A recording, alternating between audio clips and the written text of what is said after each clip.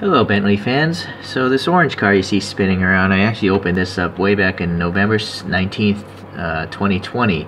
But that was back when I didn't really want to learn anything or care to learn about the cars. I was just buying cool diecasts. So today, I picked this thing up and I thought it'd be a good idea to rehash, the road car first and then talk about the racing car second.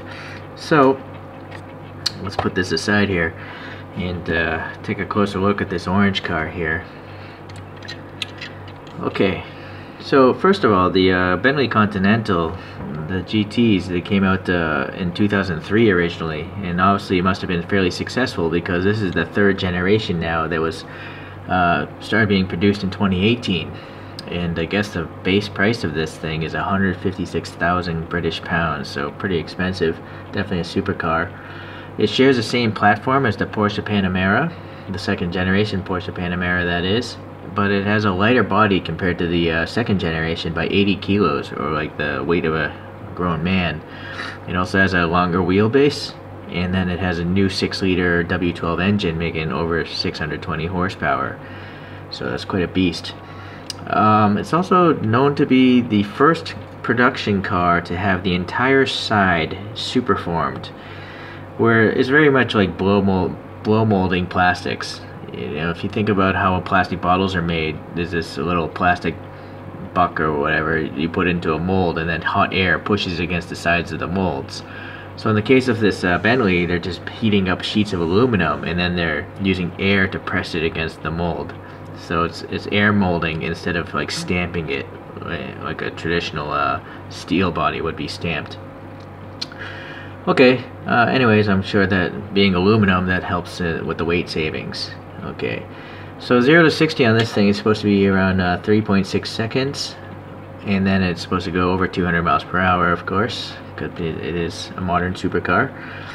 And then later on, I guess in 2019, they released a V8 version that has twin turbochargers, and it's only a 4-liter, but it still makes over 540 horsepower, and similar statistics, 3.9 seconds 0 to 60 and almost 200 miles per hour. So okay, so that's what we know about this third generation Bentley.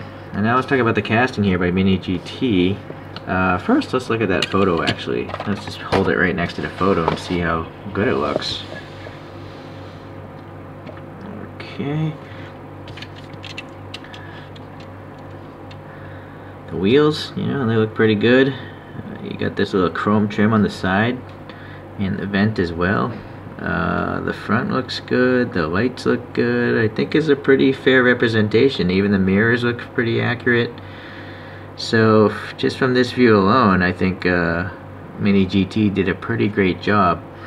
I suppose the only thing that might be lacking is, you see in the vent here below the grille, there's a vertical line. It's in the top, and MiniGT got it on the top, but on the bottom they kind of skipped it.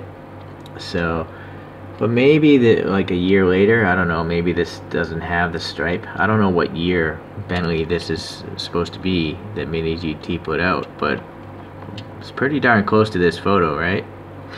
So I'm pretty happy with it. It's been sitting in my display case for a few months now, and I like it. Okay, so let's see here. Focus. Sorry. Try to focus this way again. I don't know why it's not focusing. There we go. Okay, really pretty tight panel gaps. My pick can't go into it, so that's good. This door handle sticks out, so that's pretty accurate. As we mentioned, the wheels look pretty accurate, and also you got the Bentley logo in the center cap, so that's really cool. No no brake systems, but these aren't super expensive models, so I think it's perfectly fine. The beautiful thing about MiniGT is they have these rubbery mirrors, so that's really awesome. I really wish every model maker made that. Okay. Anyways, yeah, the headlights, big plastic lenses, looking good. I already talked about that little bit missing from the grille, but everything's textured and stuff. Looks pretty crisp, looks pretty neat. This paint itself is really nice. It's this metallic orange. Okay, so now we got the logo here. Let's take a closer look at this. Whoa, okay, yeah, so there is a B in there, so that's a pretty great logo. Is it? I think it might be a decal or something, or like a foil sticker. It's not a print. I don't think it's a print. I don't think you can tampo print chrome. So if anyone knows, but my impression is it's like a foil sticker. But is it under the clear coat, or I think it's above the clear coat, so you don't want to really pick away at it. Okay, but yeah, look at that paint, pretty nice, huh? Decent reflection. Now I don't know if that's orange peel, might be some orange peel, but I've seen a lot worse, a whole lot worse, so I think it's perfectly fine. The windshield here, you got some molded in wiper blades, and they're painted black along with the rest of the blackout of the windshield, so that's pretty good. You can see a black interior here, and before I forget, we might as well take a look at it. Okay, so yeah, there is molded details and stuff like that. Is there anything on the steering wheel?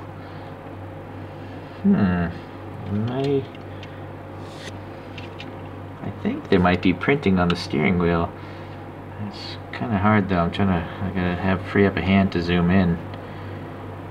I don't know if that's printed or not. I think it's just molded in, but it looks like there's a Bentley logo in the center of the steering wheel. So that's pretty cool. Alright, cool. Alright, so a lot of good details. It's just, you know, the black plastic hides a lot of it, sadly. Okay, we got some silver and black for the window here. So a chrome piece and then the black molding, so both are represented pretty well. On this side, yeah, there's no problems, so pretty good paint quality here. And then on the back, this is really nice. These exhaust tips are so well done, I think. You know, such a thin strip of chrome, and then the, you know, the black inside. So is it deep though? Yeah, it is dimensional. You know, it's not just a flat piece of plastic, so that's pretty good. And then it's nice to have something written on the license plate, so that's great. And then the rear badge is nice again, and then it actually has Bentley printed there. The plastic lenses have this nice silver printing on it as well, so I think it's really well applied. And the back glass, again, it's got this blackout paint, and then some black paint here. I imagine this thing must have like an arrow wing that pops up, but I don't really know. Fuel filler door looks good. Oh, okay. Look at that. So I'm nitpicking, but it seems to be a little contaminant right there in the roof. Okay. Yeah, base screwed together, so I guess if you want to pull it apart, you could paint that interior pretty easily. Give it some nice color. These are interesting tires. Okay, some sort of tread. I guess the only thing that could have been nicer, maybe, oh no, I was gonna say those are weird looking, but then I forgot. They're supposed to run in there, so it's just that they're a little bit high, I think. Okay, well, cool. Yeah, all in all, I think it's a great model. Really not much wrong with it. I mean, but I mean, I've seen that on models that cost 3 times as much money, so that's a really small issue, I think. So I'm pretty happy. I've been hearing some chatter on, you know, other people's comments sections that MiniGTs are having a lot of quality problems, but this one doesn't seem to have that issue. So if you're interested in the Continental, maybe pick up an orange one. Okay, so hopefully I gave that car a proper review. You know, it's a great car in real life and a great model here. So, but this is the inspiration for this whole video, getting this thing. Now I know MiniGT has a nice green one coming out with an actual race livery where it's like green and black and it fades and stuff. But I kind of like the clean look of this presentation car, so I decided to buy this instead. Okay, let me open this thing here. Get the little mini knife.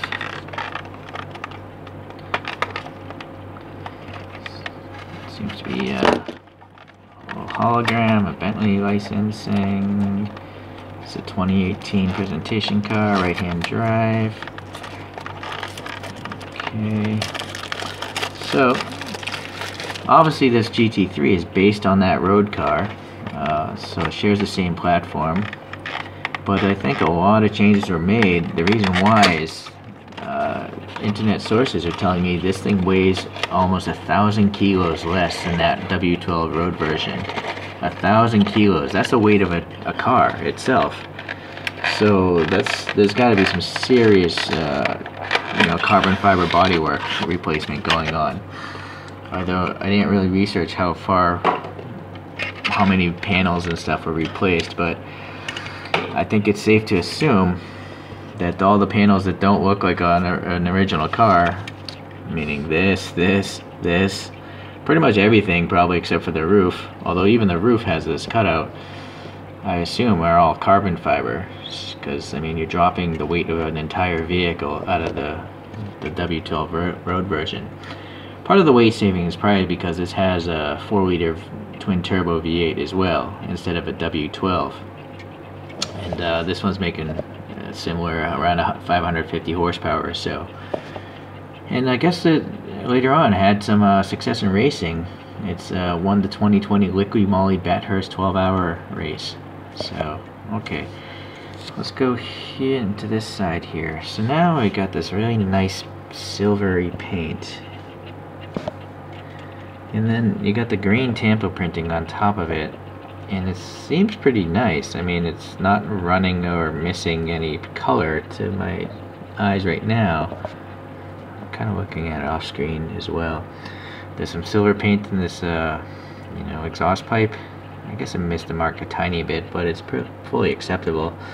The wheels themselves, they look pretty nice as well. I mean, they're black, so it's kind of hard to see some details, but you got this gold center cap as well, so that's pretty nice. The tires are now slicks, which makes sense for a race car. It's still screwed together. This base feels like it's plastic. The other one seemed like it was metal, but you know what, I might be mistaken. I think it might be metal, because it is kind of cool to the touch. Not really sure. Honestly, I don't really care, because I don't race these down tracks.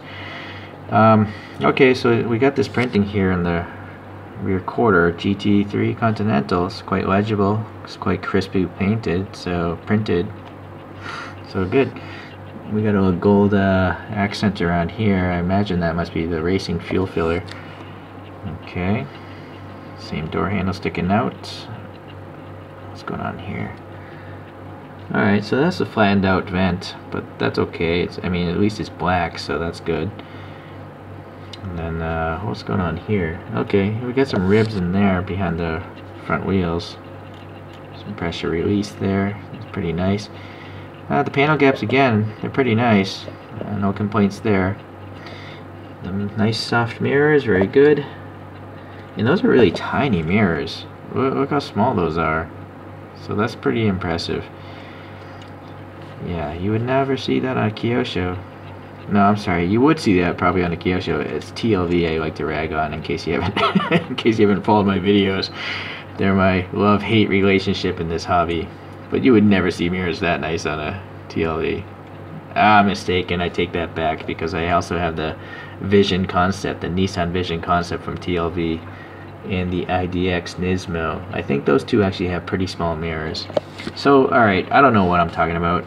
You can just ignore everything I'm saying and just look at the model.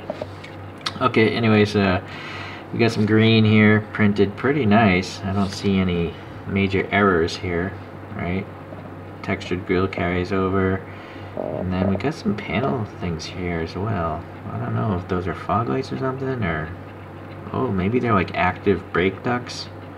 Not sure. These kind of look like they would be brake ducts. But anyways, these little wings are really thin. I mean, look how thin this green line is. So, but there's still air passing below it and above it, and really far in there.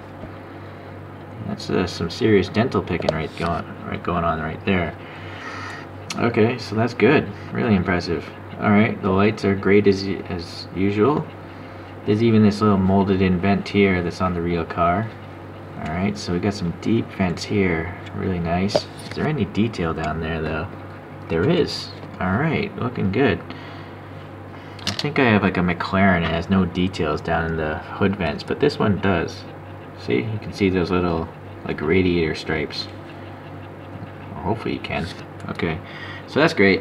Very nice. Okay, so we got some more vents here above the wheels, and then we got this interior again. This is printed nicely as well. There are wipers way down here molded in, part of the black paint as well.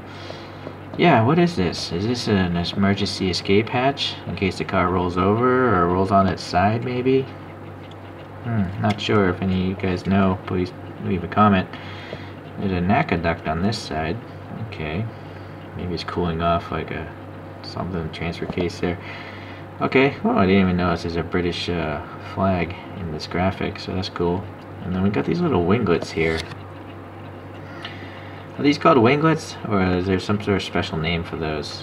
I don't know. I like to call them downforce winglets, but I also tend to make up my own words. Okay, so yeah, I gotta say, I mean, this model is nice as well. I mean, I didn't even talk about this. I got the badge up on this one as well, and the B is legible. Right, so that's pretty good. It's centered. I mean, I see so many models where the logos aren't properly centered, or they're crooked or something. The stripe down the middle is nice. There's green here on these hood vents are nice. And so now we get to the wing here, and there's like a carbon fiber pattern. I think it's printed on. It's printed nicely, and then this is nice. I didn't expect to have printing underneath the wing, so that's pretty good. Seems to be a vent back here as well. No paint, but that's okay. Alright, so yeah, same as the last one. We got the badge, the Bentley printed, and now also GT3. And then I think there's text under it, at least on the quarter panels there are. Although I can't see it. No, there's no text on that GT3. Okay, but yeah, the green striping carries over again. And it's nicely done. Nitpicky, super nitpicky. It's not perfect there, but for the price, it's hard to beat. And then we got the thick lenses again. No chrome on this one, which makes sense. It's a race car. Look how deep that red is. It's really cool. Okay. Yeah, diffuser vanes, they're relatively thin. It's pretty cool how these two taper in like a cam tail. Okay. Right. So I don't think we talked about the interior. Let's get that flashlight out again. Interesting. It looks like there's a screen, like a racing screen, and there's more of a racing steering wheel. It's not a round steering wheel. It's like a F1 style, like a rectangular type. Let's try to look at it from this side. Yes, hopefully you can see that steering wheel. And then center console. I don't think there's a passenger seat. No, there is not. But now I'm seeing a roll cage. Hopefully you can see that bar right there on the passenger side. So that's part of a roll cage of some sort, which naturally a racing car would have. So this is a pretty accurate interior. It's just a racing seat and the roll cage. So that's pretty neat. And then it looks like this back glass is stripped out of the interior. It looks like it's molded, so that would be the actual unibody chassis, and not like speakers. This one has like speakers, right? This is just supposed to be the raw body, I assume. Oh, now I'm noticing the rear glass has vents on the side, which makes sense, again, being a race car. So yeah, pretty neat. In fact, let me pull out the tray of comparison, because we can, see what happens between a race car and a street car. They were pretty much developed at the same time. Alright, so here's the rear end differences. Alright, so pretty neat. Front end, let's see if we can see that. It's kind of hard to, sometimes these cars want to roll off this tray. So the ride height is significantly different, right? The race car is much lower to the ground, which makes sense. So MiniGT really did a good job doing that. On the top view. Yeah, mainly, the hood is totally different, and then you got that Batman ejection port there, or James Bond ejection port. Okay, so yeah, now the side view, that's always the tough one to do.